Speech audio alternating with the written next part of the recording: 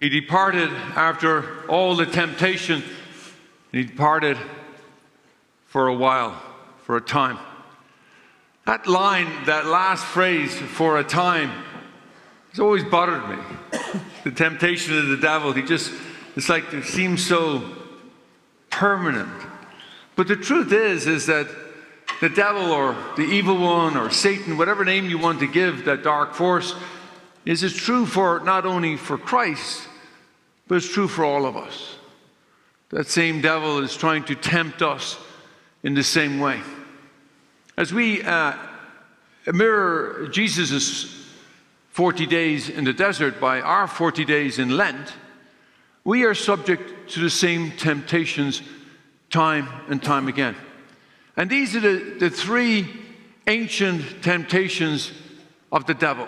And they occur for us. It may not be in the desert the way Jesus was, but the same thing is what you are what you do. You are what you have, and you are what other people say you are. Let's walk through them and what Jesus does. He says, first of all, there's this key phrase that lines us up these. He says, if you are the Son of God, and then comes the temptation. So if you are the Son of God, turn this stone into bread. He doesn't offer him bread.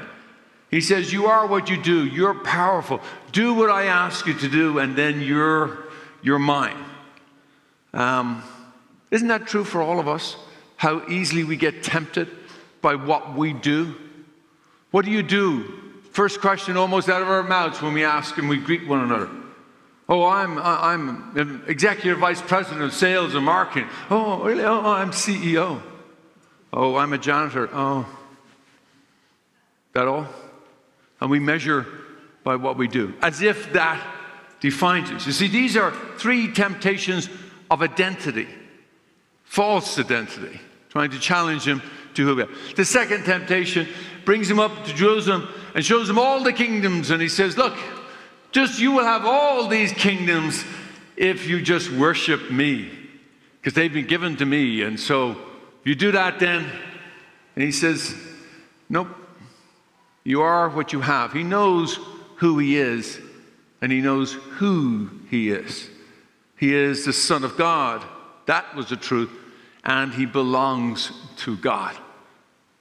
And isn't it true also in our own lives that we are being tempted time and time again by what we have?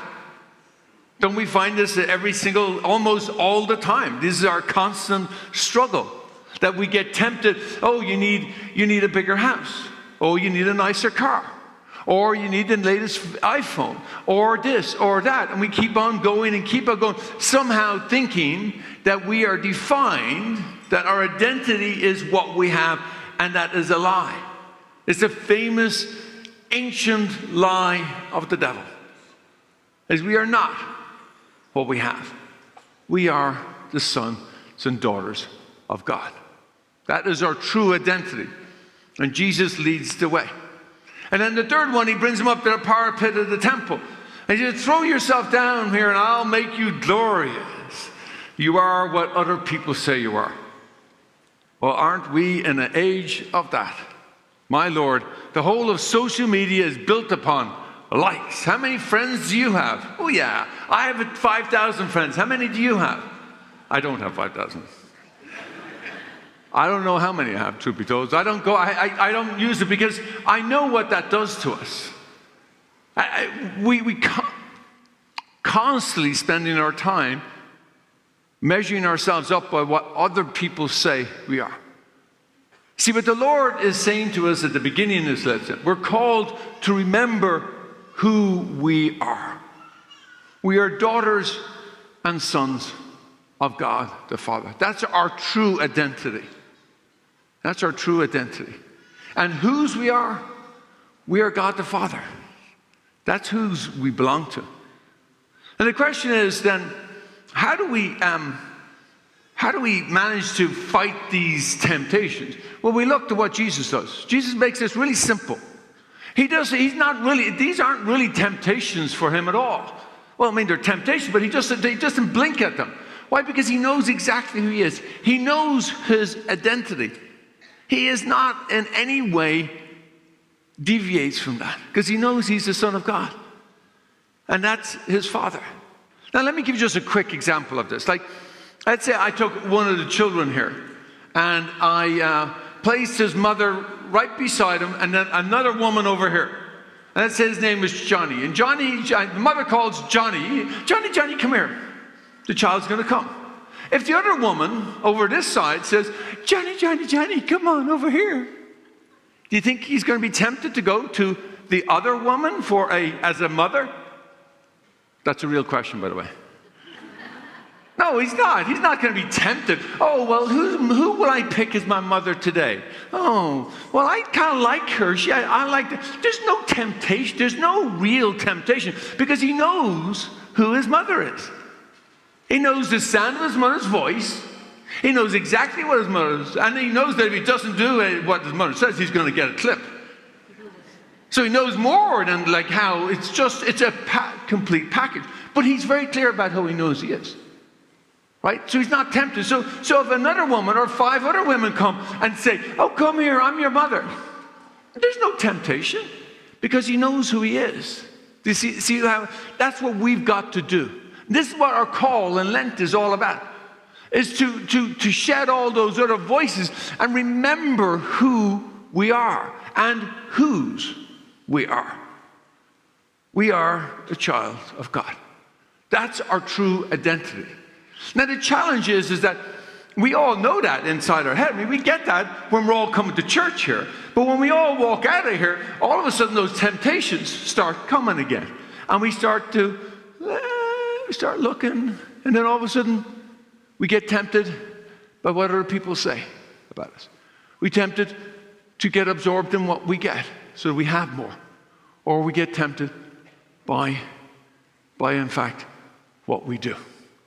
Now, the church gives us a protocol, if you would, or a way in which to pull all that back every Lent. And we do it once a year to reset ourselves on the path, to recapture our identity, to own that identity again for the whole year ahead.